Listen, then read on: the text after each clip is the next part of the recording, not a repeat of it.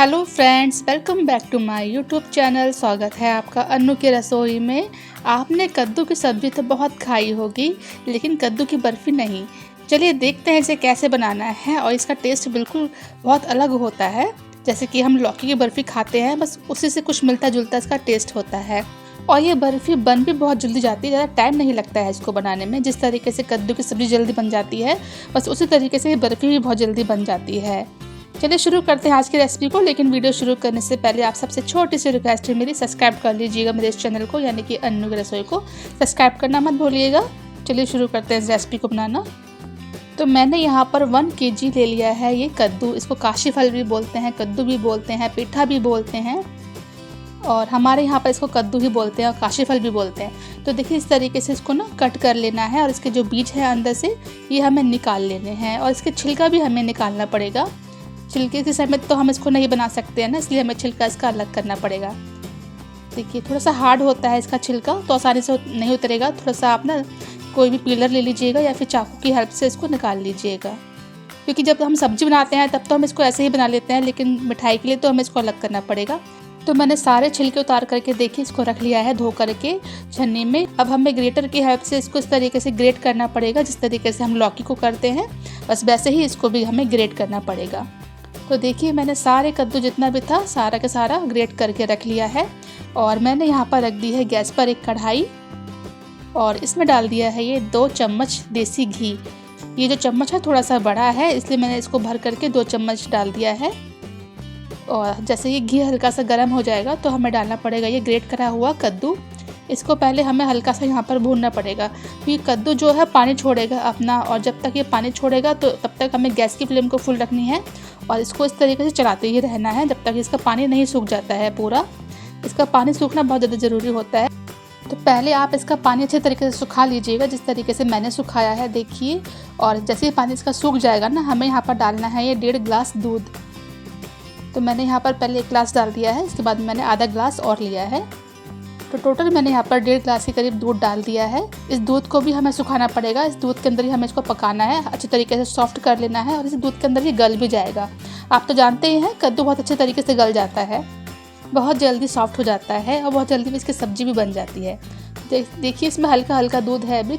तो अब हमें यहाँ पर डालना है ये हरी इलायची का पाउडर, और अच्छे तरीके से इसको चलाते रहना है, हाथ को नहीं रोकना है, वरना ये जल सकती है नीचे से, इसलिए क्योंकि दूध नहीं है अंदर, मॉइस्चर जो है इसका उड़ता ही जा रहा है। तो मैंने यहाँ पर डाल दी है ये 1 कप चीनी।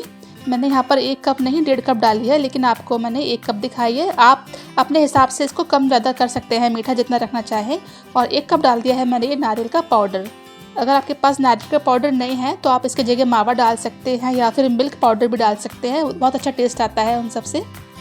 तो जैसे कि आपके पास जो अवेलेबल हो वो आप डाल सकते हैं, तीनों में से कोई भी ऑप्शन ले लीजिएगा। अच्छा सा कलर देने के लिए मैं यहाँ पर डाल देती हूँ ये, इसमें येलो फूड कलर पूरी तरीके से ऑप्शनल है। अगर आप चाहते हैं डालना इसको तो डाल सकते हैं, वरना स्किप भी कर सकते हैं। येलो कलर तो इसमें वैसे भी रहता ही है, क्योंकि चीनी डालने के बाद थोड़ा सा कलर जो है इसका चेंज हो जाता है, इसलिए। देखिए चीनी ने अपना पानी छोड़ दिया है, बस इस पानी को हमें सुखाना है। तो मैंने यहाँ पर 1 चम्मच देसी घी और डाल दिया है, जिससे कि अच्छे तरीके से ये भुन जाए और पूरा पानी इसका सूख जाए। जितना ये मॉइस्चर है इसके अंदर सारा का सारा सुखा लेना है हमें। गैस की फ्लेम को फुल रखिएगा और इसको कंटिन्यूसली चलाते रहिएगा, हाथ मत रोकिएगा बस अपना, क्योंकि इसका जलने का डर बहुत ज़्यादा होता है। जब ये हल्का सा ठंडा हो जाए ना, हमें तुरंत इसको पलट लेना है किसी प्लेट में। पूरा पानी जो है इसका सूख चुका था, मैंने इसको निकाल लिया है। आप कोई भी ट्रे ले लीजिएगा जिसमें भी आप बर्फ़ी जमाना चाहें। अगर बर्फ़ी जमाने की ट्रे है तो आप वो ले लीजिएगा, और मैंने तो इसको प्लेट में ही निकाल लिया था। देखिए काफ़ी अच्छी बड़ी प्लेट है, तो इस प्लेट में मैं इसको फैला देती हूँ अच्छे तरीके से। जितनी थिकनेस हमें रखनी है उतना ही मोटा हमें इसको रखना है। इस बर्फ़ी को बनाने के लिए हमें ज़्यादा देसी घी नहीं चाहिए होता है, क्योंकि मैंने इसके अंदर जो डाला है नारियल का पाउडर वो अपना भी ऑयल छोड़ता है, इसलिए बहुत ज़्यादा चिकनाई होती है उसके अंदर भी। और इसको रख देना है फ्रिज में या फिर बाहर 1 घंटे के लिए ठंडा होने के लिए। अगर आप फ्रिज में रखते हैं तो आधे घंटे के लिए रखिए, और बाहर छोड़ते हैं तो 1 घंटे के लिए छोड़िएगा।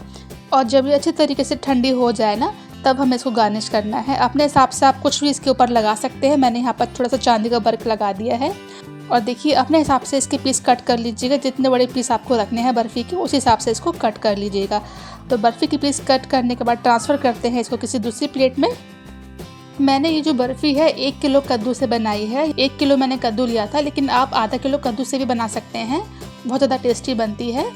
सब कुछ वैसे ही लेना है मेजरमेंट जैसे मैंने आपको बताया है। सिर्फ चीनी मैंने यहाँ पर अपने हिसाब से थोड़ी सी ज़्यादा रखी थी इसके अंदर, लेकिन आप अपने हिसाब से इसके अंदर कम ज़्यादा मीठा कर सकते हैं और अपने हिसाब से इसको गार्निश भी कर सकते हैं। मैंने इसको गार्निश कर दिया था थोड़े से पिस्ते और पेटल्स के संग में, यानी कि गुलाब की पंखुड़ी अगर आपके पास है तो आप इसको गार्निश कर सकते हैं। मेरे पास थी तो मैंने कर दी थी। जैसी आपकी इच्छा हो, जो आपको अच्छा लगे उस तरीके से आप इसको गार्निश करिएगा। बहुत अच्छा लगा था, खाने में तो टेस्टी थी ही, देखने में बहुत सुंदर लग रही थी। लेकिन मैं आपको यहाँ पर फिर से एक बार ध्यान करा देती हूँ, सब्सक्राइब जरूर कर लीजिएगा मेरे इस चैनल को, यानी कि अन्नू की रसोई को सब्सक्राइब करना मत भूलिएगा। और साथ में लाइक एंड शेयर भी कर दीजिएगा मेरी इस कद्दू की बर्फ़ी को। बहुत ज़्यादा टेस्टी लगती है, एक बार बना के ज़रूर देखिएगा। बच्चों को बहुत ज़्यादा पसंद आएगी, वो पहचान नहीं पाएगा कोई भी इस बर्फ़ी को खा करके कि ये कद्दू से बनाई गई है। लौकी की बर्फ़ी तो टेस्टी होती ही होती है, लेकिन ये भी बहुत टेस्टी लगती है। और इसे आप व्रत में भी खा सकते हैं। कोई भी व्रत अगर आपको पड़ता है तो आप इसको व्रत में भी खा सकते हैं। तो आने वाले 30 त्योहारों पे बनाइए, दिवाली पर बनाइए या फिर दोष पे बनाइए, कभी भी बनाइए। बहुत सारे त्यौहार आने वाले हैं, या फिर करवा चौथ पर बनाइए। बस बहुत इजी रेसिपी मैंने आपको बता दी है। कद्दू की बर्फ़ी बहुत अलग है, अभी तक किसी ने भी नहीं खाई होगी। इस तरीके से बना करके ज़रूर देखिएगा। मिलती हूँ नेक्स्ट वीडियो में, तब तक के लिए bye bye and thanks for watching. लेकिन सब्सक्राइब कर लीजिएगा। Bye bye.